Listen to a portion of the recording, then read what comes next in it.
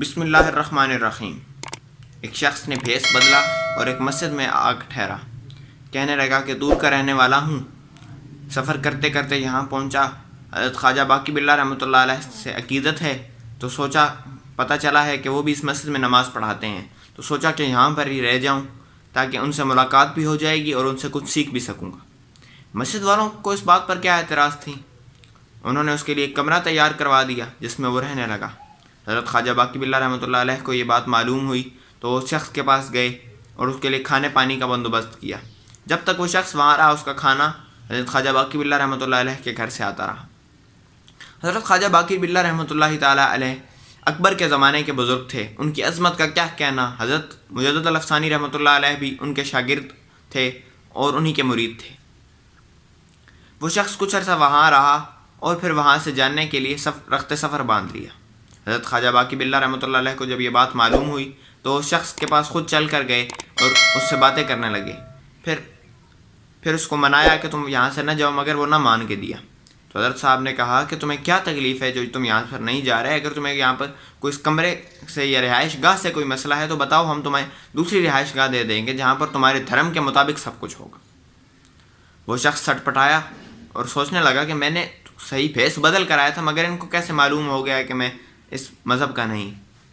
وہ شخص ہندو مذہب کا تھا اور حضرت خواجہ باقی باللہ رحمۃ اللہ علیہ کو نقصان پہنچانے کے غرض سے وہاں پر آیا، کیونکہ حضرت خواجہ باقی باللہ رحمۃ اللہ علیہ دین کی تبلیغ کا کام کرتے تھے۔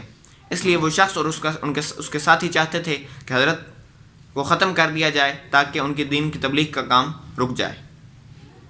حضرت خواجہ باقی باللہ رحمۃ اللہ علیہ نے جب یہ بات دیکھی تو سیرت باقی میں ہے کہ وہ شخص یہ سن کر کہنے لگا کہ آپ دیکھ رہے ہیں کہ میں مسلمانوں کی مسجد میں رہ رہا ہوں، یہیں پر انہی کے ساتھ کھا رہا ہوں، انہی کے ساتھ نماز پڑھ رہا ہوں، تو آپ یہ کیسے کہہ سکتے ہیں کہ میں مسلمان نہیں؟ حضرت نے جب دیکھا کہ شخص شرمندہ ہو رہا ہے تو اس بات کو پھیر دیا۔ کہنے لگے کہ چلو چھوڑو اس بات کو، یہ بتاؤ کہ تمہیں تکلیف کیا ہے، اس جگہ سے مسئلہ ہے۔ اس شخص نے جب یہ بات سنی تو وہ بہت شرمندہ ہوا کہ حضرت میرا راز چھپا رہے ہیں۔ اس شخص نے کہا کہ آپ میرا راز کیوں چھپا رہے ہیں؟ اس نے دل میں بھی سوچا کہ جب ان کو معلوم ہو چکا ہے کہ میں نے قتل کرنے کے ارادے سے آیا ہوں تو مجھے میرا راز کیوں چھپا رہے ہیں؟ انہیں تو راز فاش کر دینا چاہیے، کیونکہ اگر یہ راز فاش کریں گے تو لوگ میری تکہ بوٹی کر دیں گے۔ لیکن اللہ والوں کی ہی صفت ہوتی ہے کہ وہ دوسروں کا راز چھپا لیتے ہیں، اس لیے حضرت خواجہ باقی باللہ رحمۃ اللہ علیہ نے بھی شرافت کے تقاضے کے طور پر اس شخص کا راز چھپا لیا۔ اس کو اس بات کا بڑا تعجب ہوا اور اس نے پوچھا کہ آپ لوگوں کو میرے متعلق کیوں نہیں بتا رہے؟ آپ تو مجھے قتل کروا سکتے ہیں، آپ لوگوں کو بتائیں تو وہ میرے ساتھ کیا سلوک کریں گے؟ تو حضرت نے کہا کہ ہمارے دین میں یہ بات نہیں۔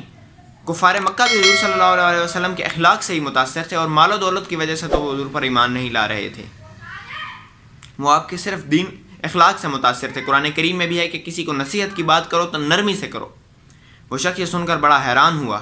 تو حضرت خواجہ باقی باللہ نے کہا کہ ہمارا دین تو اس شخص نے حضرت سے پوچھا کہ آپ ایک بات تو بتائیں، کیا آپ کے دین میں یہ ہے کہ اپنے قاتل کو بھی چھوڑ دیا جاتا ہے؟ تو حضرت خواجہ باقی باللہ رحمۃ اللہ علیہ نے کہا کیوں نہیں، ہمارا دین تو امن کا دین ہے، امن کا گہوارہ ہے، عفو درگزر کا دین ہے، اس دین میں تو یہی چیزیں ہمیں سکھائی گئی ہیں۔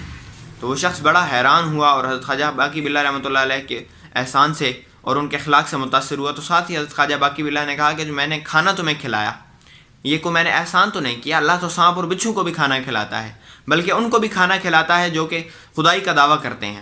وہ شخص یہ بات سن کر بہت ہی حیران ہوا اور وہ آپ کے اخلاق سے اتنا متاثر ہوا کہ آپ پر سے معافی مانگی اور آپ کے ہاتھ پر بیعت کر کے ایمان لے آیا۔